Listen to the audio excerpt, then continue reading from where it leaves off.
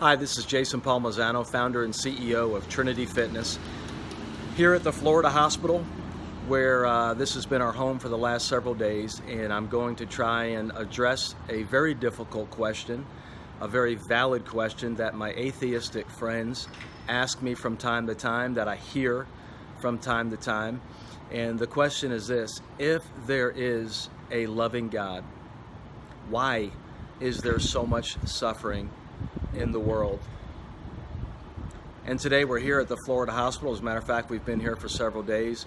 My youngest son, Samuel, he's 16 years old, underwent surgery here a few days ago. As a matter of fact, this was his 32nd surgery in the last 16 years. And we were here a couple of months ago where the doctors did a fantastic surgery where they had to reconstruct Sam's bladder. And they did so by harvesting a portion of his intestines. Mind-boggling.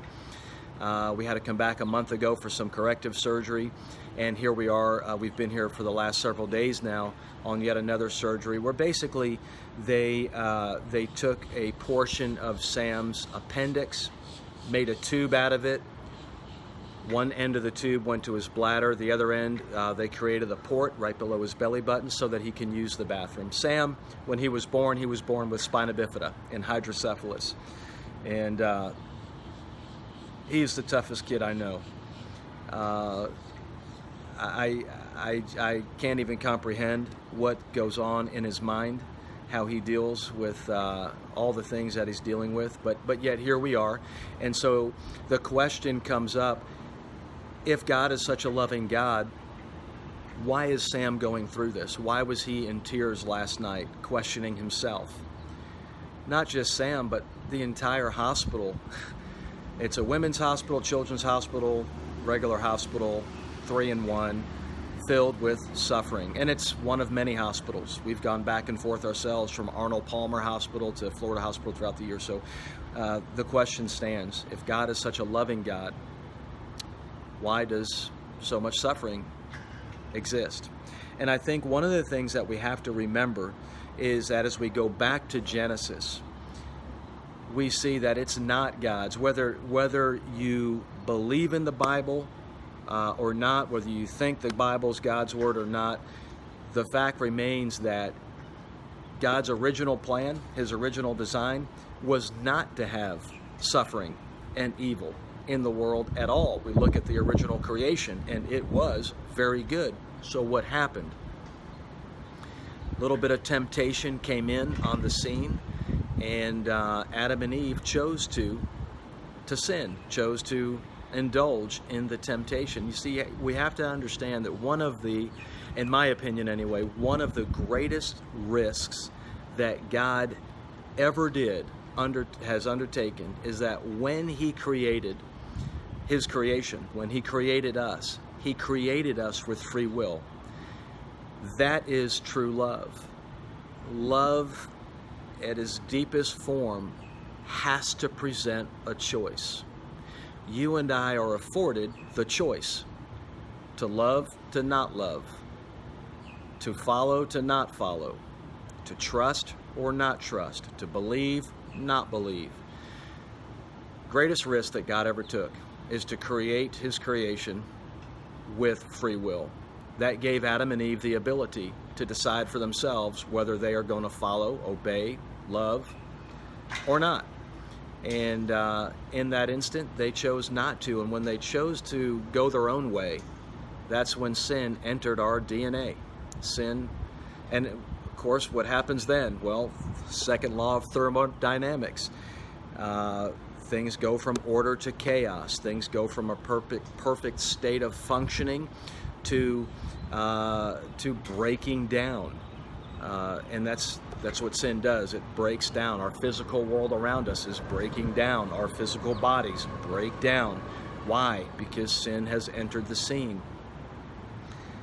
Well, my atheistic friends have another good question, probably, that would come from that, is that, well, if God is all-knowing, then he must have known that was going to happen, so why didn't he create in a different way? Why doesn't he just remove that? And again, you have to go back to, God didn't create us to be robots. He didn't force us to love him back. He doesn't do that.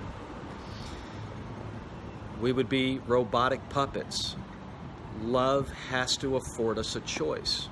Otherwise, it would be rape, and that's not love at all. I think it's also important to note that God, in the midst of suffering, isn't far removed from it. He didn't create the cosmos and then stay aloof. He actually entered into our suffering through his Son, Jesus Christ, and identifies with us in the suffering, and he walks alongside us in that suffering. You know, my atheistic friends in that worldview would say God does not exist. It still doesn't solve the problem. We still have all the suffering. What we do have now is suffering without hope in the atheistic worldview. You suffer, you die, and that's the end. There's no redemption. There's no payback, if you will. And I believe God is a just God. He's a loving God. He's an all-knowing God. He's an eternal God that has a purpose, that in the end, all of this, I believe, is going to work itself out.